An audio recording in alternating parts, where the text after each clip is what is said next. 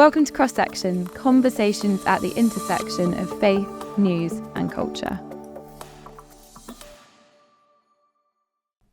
Hello and welcome back to Cross Section. We are very excited because for the first time ever, we are recording in a studio, which has been kitted out recently, and we are all together in person without a laptop.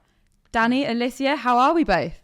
I'm excited. We've got rid of Peter this week though. We have. I'm excited and equally nervous. So, 3 cameras on you adds the pressure with studio lighting, but it's good. Exciting conversation to have. Yeah, it's a new experience, I must say. The cameras are on us, the lights are out.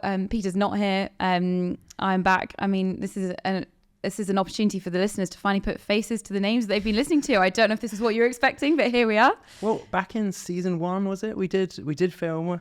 I think in season 1, but that was a long time ago, and that was on a dodgy Zoom call, I think. Yeah, things have changed slightly from then. Well, we are recording on Wednesday, the 30th of October. Just over an hour ago, Rachel Reeves delivered the budget. That was the first budget from the Labour government since 2010, and even more significantly, the first ever budget given by a female chancellor. We are recording as a reaction. It only just happened. Danny, I will come to you first. What are the headlines? There was lots of speculation in the last few weeks. Are there any kind of new bits of information that have come out today? What are the things that have caught your eye? Well, there's been a lot of speculation, and more than speculation, a lot of briefing from the government on what's going to come in this budget. Rachel Reeves, the Chancellor, gave a speech in New York in which she set out how she is approaching government debt. So that wasn't a big secret that was coming in the budget today. So a lot of it had been announced ahead of time. A lot had been briefed to soften people up, particularly the fact that they were going to be increasing the amount that employers paid in their national insurance contributions.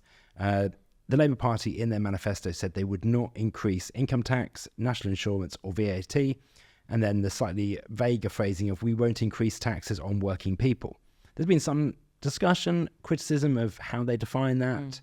And then in this budget, they sought to deliver the measures on that. So the biggest measure that they've done is to increase the amount that employers pay on national insurance. So at the moment, when firms, charities, everyone employs someone, they pay national insurance contributions to the government on everything someone earns just over £9,000.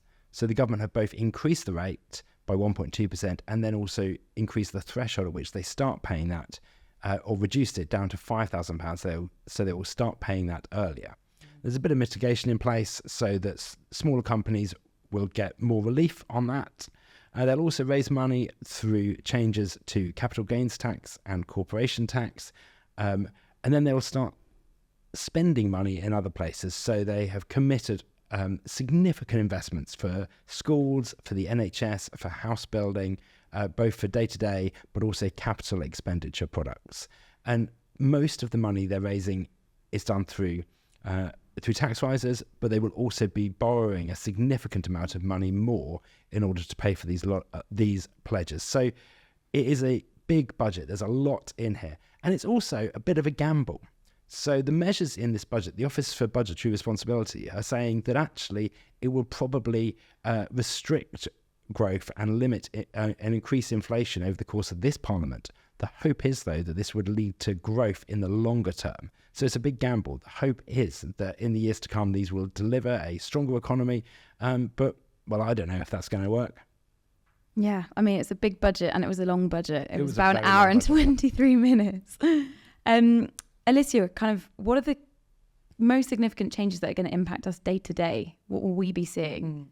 I think first off, thank you very much, Danny, for that briefing. I can tell that you've read or listened to the hour and 23 minutes just going through bit by bit. I think the budget, depending on who you are, you will listen to this very differently. So employers, charity leaders are thinking, okay, if the national insurance contribution is going up, how does that impact operational costs? I think there will be some alarms of how they're going to process that moving forward.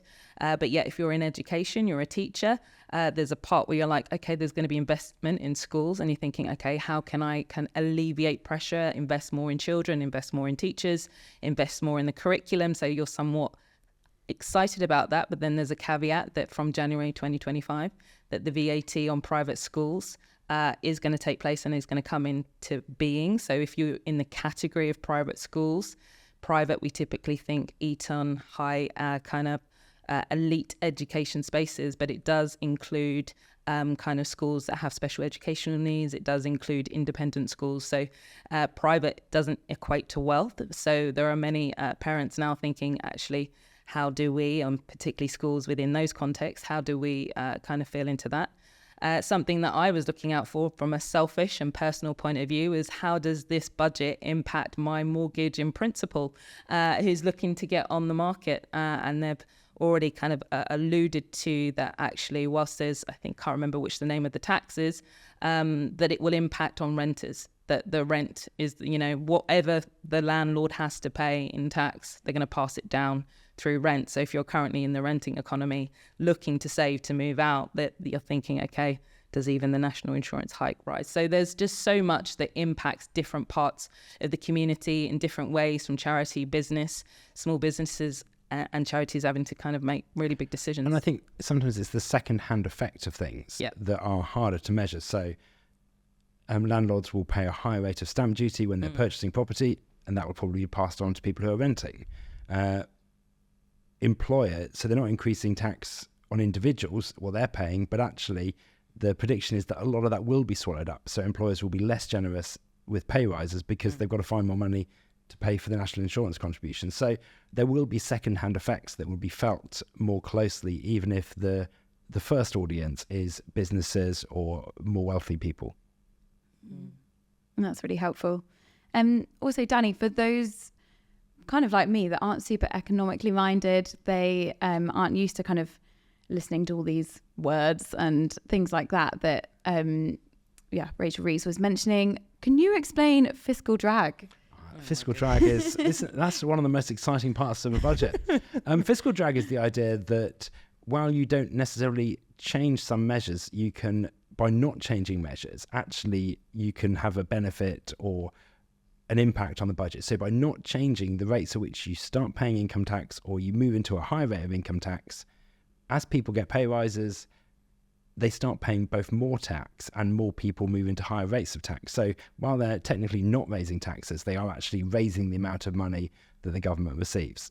What Rachel Reeves has announced in the budget is that freeze will end in 2028.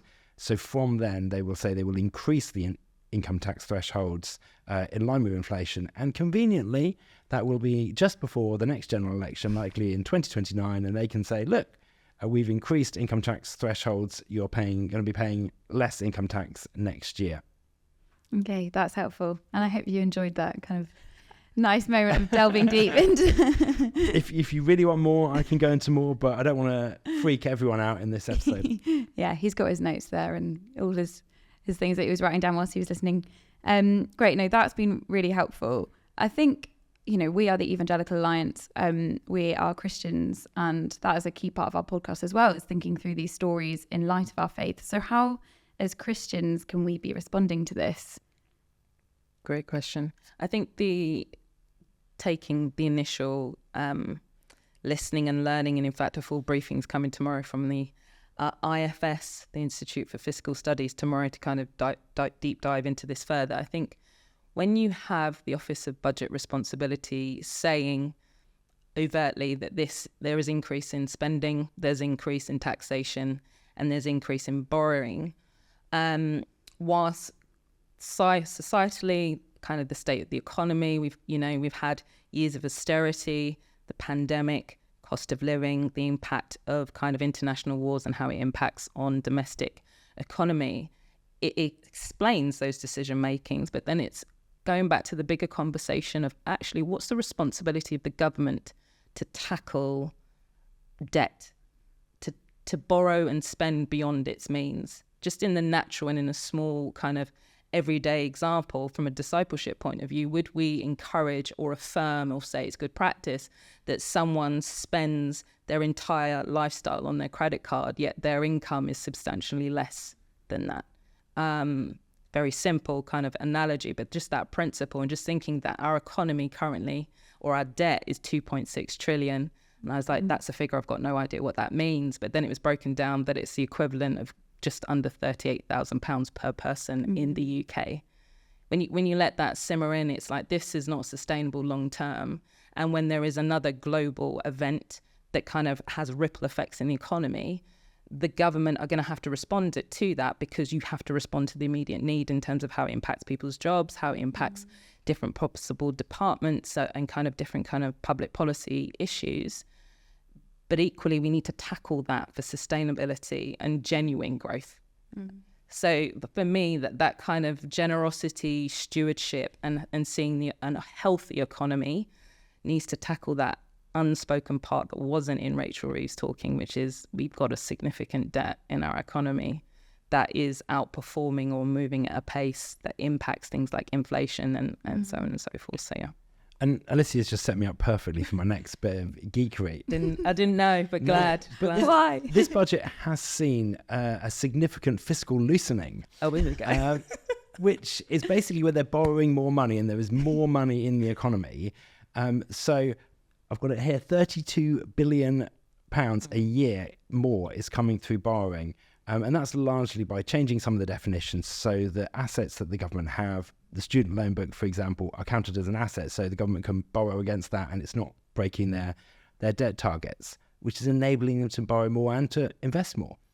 But the problem is, for our economy, debt is actually quite good, because debt enables us to invest money, to employ people, to use that, but the overall debt is difficult. And likewise, actually, on an individual level, the government likes us to spend money. It doesn't like us saving. Saving money isn't helpful for the economy. That was a problem during the pandemic. People spent less money and saved more, and actually that had an economic impact. What the government wants is you to spend money, to go out to shops, buy services, and even, if necessary, borrow money in order to do that, to keep the economy moving. And that is one of the fundamental issues we have. And coming back to Zanna's question about actually what as Christians do we have to say about this? I think we do want to encourage good stewardship of our finances. We want an economy that works well for people. And some of these baked-in assumptions about how the economy has to function are just problematic. Now, I get that that's how economics works, but it is problematic that we have to borrow so much to keep things moving, to keep the money flowing, to create the jobs so that the economy grows. And that cycle, it's a treadmill that we don't seem to be able to get off, but is one that I think just keeps on driving productivity and economic growth as the ultimate thing. And I don't think that's particularly helpful, even though it is a thing that delivers economic well-being to people and helps people out of poverty. But it's a real challenge. Yeah, that is really helpful. And kind of going back to what you were saying, Alicia, it impacts so many areas of life. And so just being a Christian, that is so many areas of life. It's whole life discipleship, and there are so many elements to that. I guess kind of a follow-up question from that conversation, what in this budget will kind of help the most vulnerable in our society? Are there things that have stood out to you guys in light of that? I'm still deciphering. That's the question where I was like...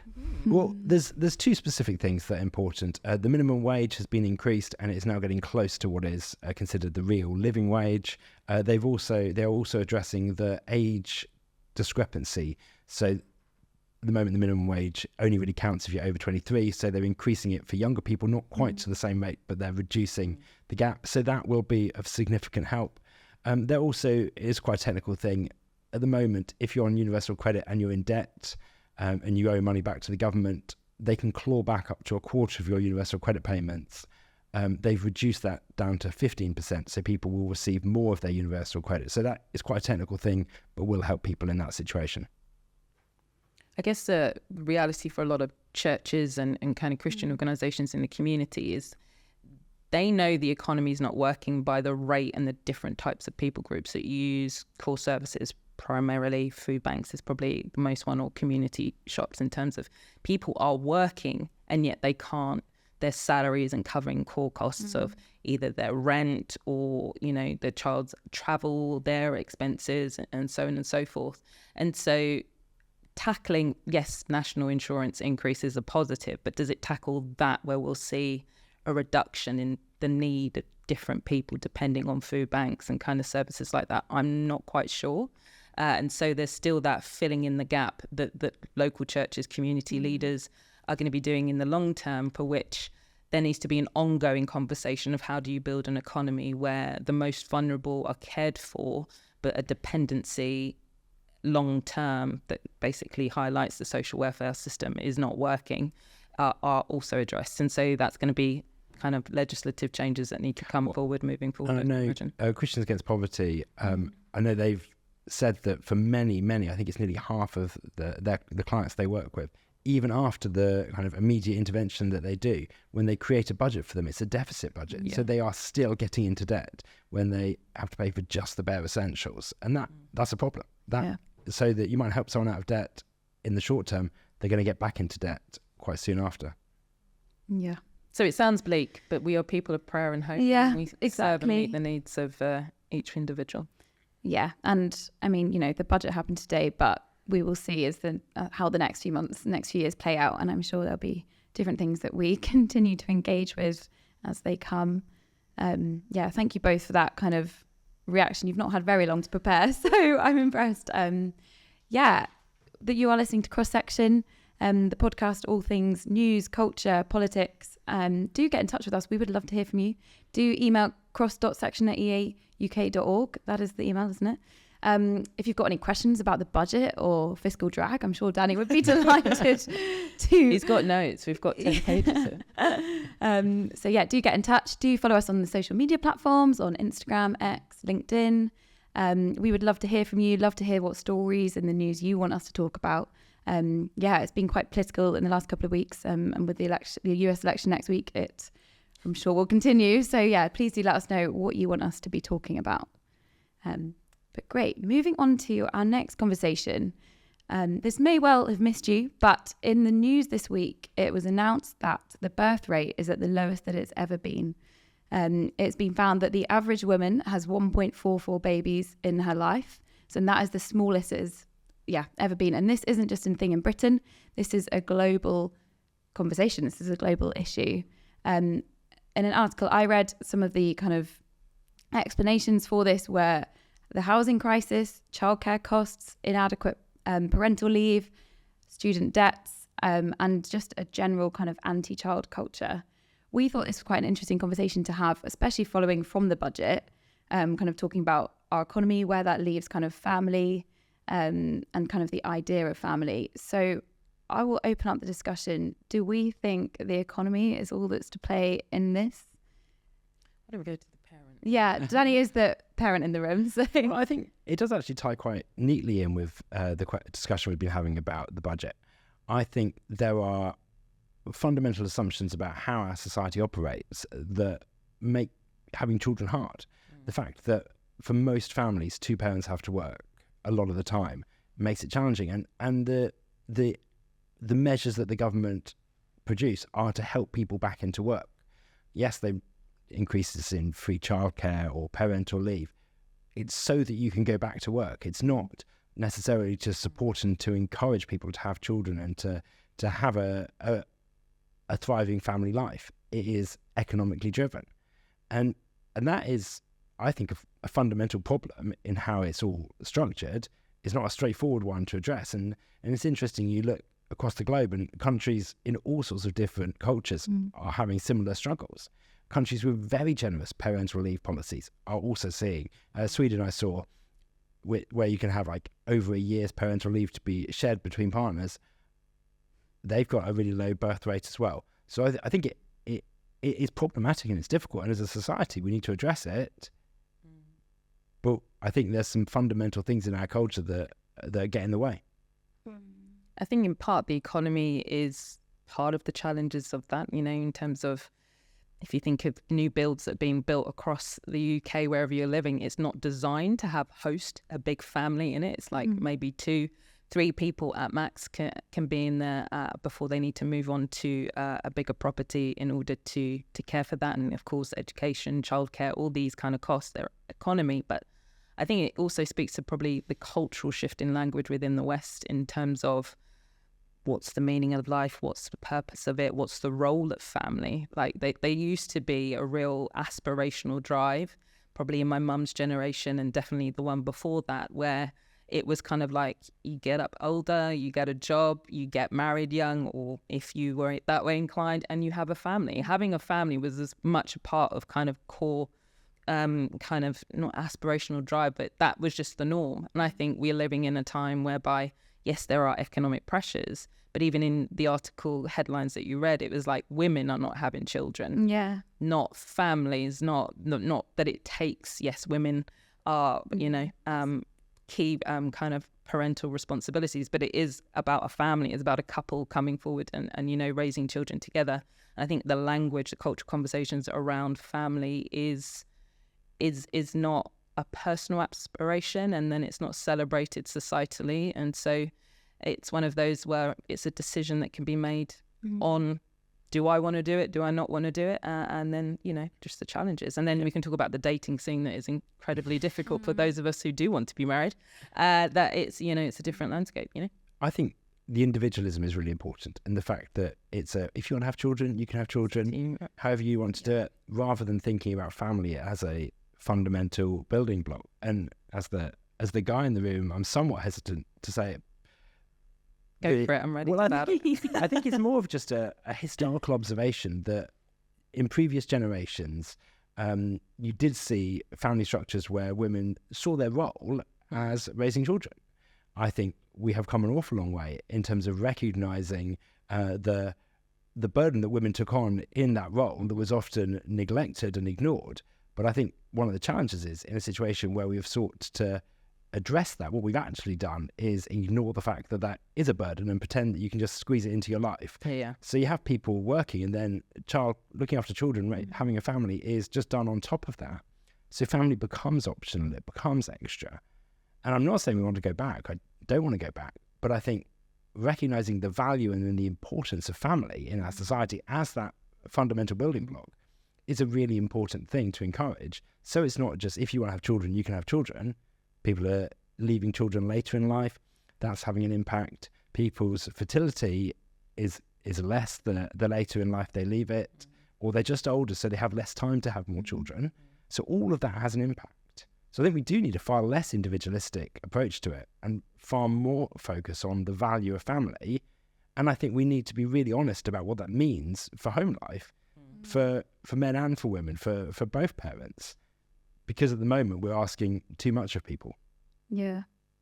And I think this whole kind of concept of an anti-child culture is interesting as well, isn't it? Of the, I guess, reading that article, which will link in the description, it talks a lot about the kind of sacrifices made from having children, which, Danny, I'm sure, there are lots of things that impacts all of life. But I wonder if there's just a bigger focus on that. There's a bigger focus on the things you can't just, you can't just get on a plane and go somewhere, or different things. And I guess, what do you guys think about this whole anti-child culture? Do we think that that's something you're noticing as a change? Well, I think as we've shifted as a society from family being such a crucial, important, inevitable part of life, the kind of options of, children are a burden. They are, absolutely. They restrict your options. You can't do things that you can do if you don't have children. So there are sacrifices involved.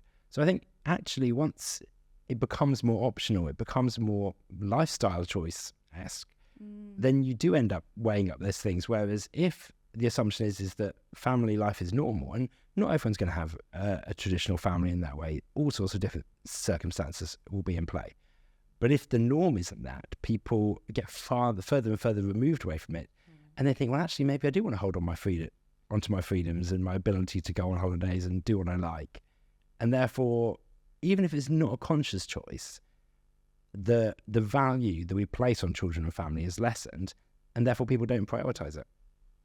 I mean, I think there's definitely, I'd be interested to do more reading and journaling on this around kind of the anthropological, the study of culture, the study of psychology. The reality is that I think particularly in London, if my numbers are right, we can qualify this, but by the age of 14, at least 14 million children are not living with both of their biological parents. Now, if you think about that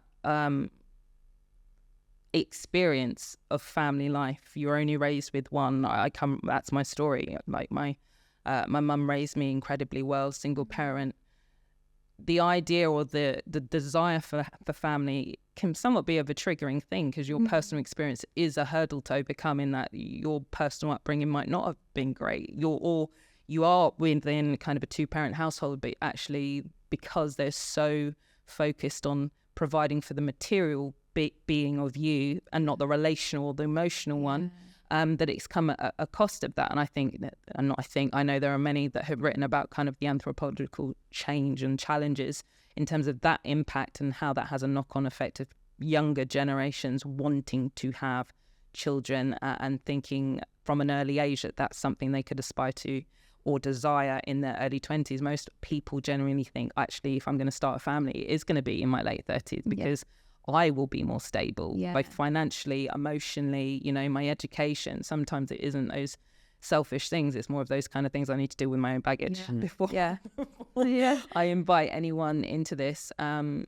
so that might have an impact on why there's a sense of not a positive thought of kind of growing the family or being fruitful and multiplying, as it's in scripture. But no, that's really helpful. And I think that understanding as well, because I guess we're kind of taking this story from the wider cultural things, the kind of economy tropes, but actually individual experience is such a huge factor, and upbringing and what families look like for each person. And it does look something different for so many people. So that's really helpful. Is there kind of any other kind of responses to this as Christians? I think we'll leave the dating scene for another episode, perhaps. And if you're a pastor listening, don't speak to a woman in her late 30s saying, just go and get married. She's trying a jig up. I don't know. Yeah. It might be helpful. Yeah. I think that's wise for sure. Thank you both for kind of sharing with that.